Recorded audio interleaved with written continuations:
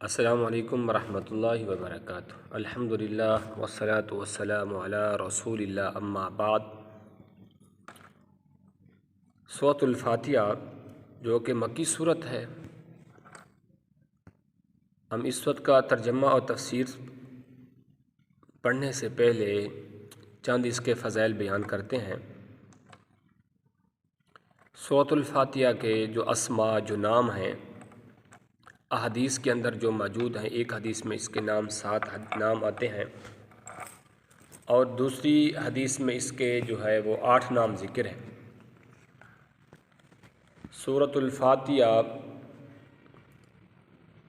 پہلا نام فاتحۃ الکتاب، الصلاۃ دوسرا نام، سورۃ الحمدللہ رب العالمین تیسرا نام، سورۃ الحمد چوتھا نام، السبع المثانی پانچواں نام، القرآن العظیم چھٹا نام، ام القرآن ساتواں نام، اور ایک حدیث میں ام الکتاب کا بھی ذکر ہے۔ یہ 7 نام یا 8 نام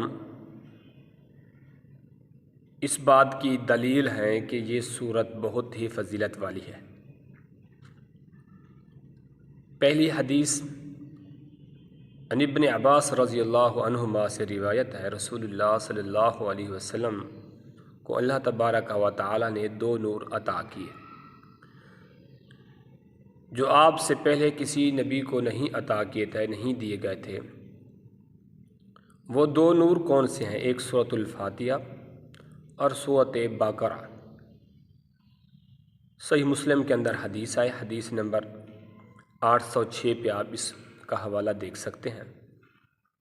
اور اسی طرح دوسری روایت ہے، ابو سعید بن معلّہ رضی اللہ عنہ سے روایت ہے، الحمدللہ رب العالمین ہی سبع مثانی ہے، یعنی القرآن العظیم ہے۔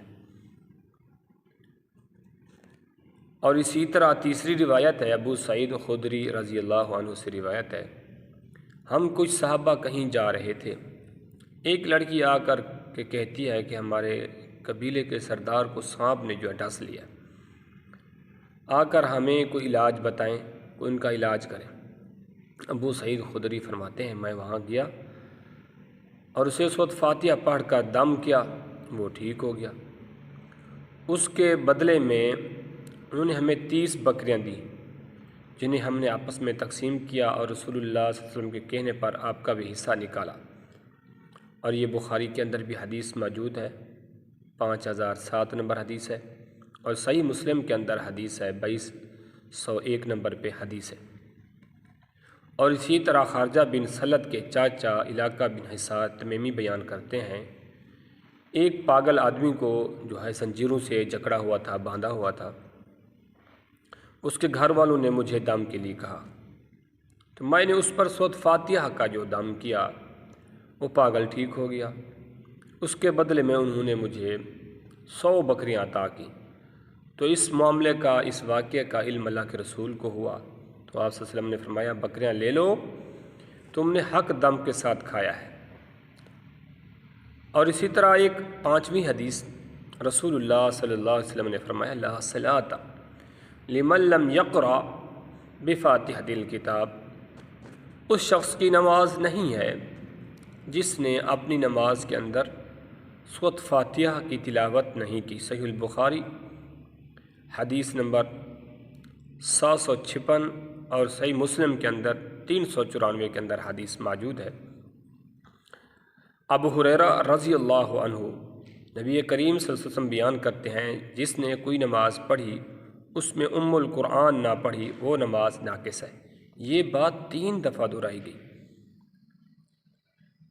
الحمدللہ رب العالمین الرحمن الرحیم مالک یوم الدین ایاک نعبد و ایاک نستعین اہدنا الصراط المستقیم صراط الذین انعمت علیہم غیر المغضوب علیہم ولا الضالین آمین۔ جو لفظ الحمد ہے، نام اس لیے رکھا گیا ہے کہ اس میں اللہ تعالیٰ کی ساری تعریفیں جمع ہیں، اور سبع المثانی اس لیے رکھا گیا ہے، اس آیات پر 7 آیات پر یہ سورت جو ہے مشتمل ہے۔ اور القرآن الکتاب القرآن العظیم نام اس لیے رکھا گیا ہے، اسی صورت میں قرآن مجید کے تمام بنیادی مضامین آ گئے ہیں۔ جس صورت میں 7 آیات ہیں، قرآن کے اندر جو مضامین کا ذکر ہے وہ سارے اسی میں اللہ نے ذکر کر دیے ہیں، یعنی اللہ کی صفات، ذات، اس کی حمد، اس کی ثنا، اس کی تمجید، اس کبریائی، بڑائی، اور اسی طرح اللہ کی توحید، استقامت، صراط مستقیم، نیک لوگ، بد لوگ، سب کے لوگوں کی تاریخیں، سب انبیاء کے اسی میں تفصیلاً بیان کیے گئے ہیں۔ اور صلاۃ جو ہے وہ اس کا نام اس لیے رکھا گیا، اس کے بغیر نماز نہیں ہوتی۔ اللہ نے فرمایا میں نے صلاۃ فاتحہ کو اپنے اپنے بندوں کے درمیان 2 نصف حصوں میں تقسیم کر دیا ہے۔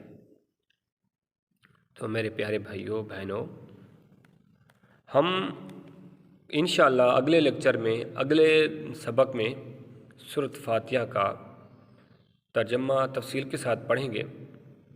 والسلام ورحمۃ اللہ وبرکاتہ۔ آپ کا بھائی حافظ محمد رفیق، الرحمہ اسلامک سینٹر۔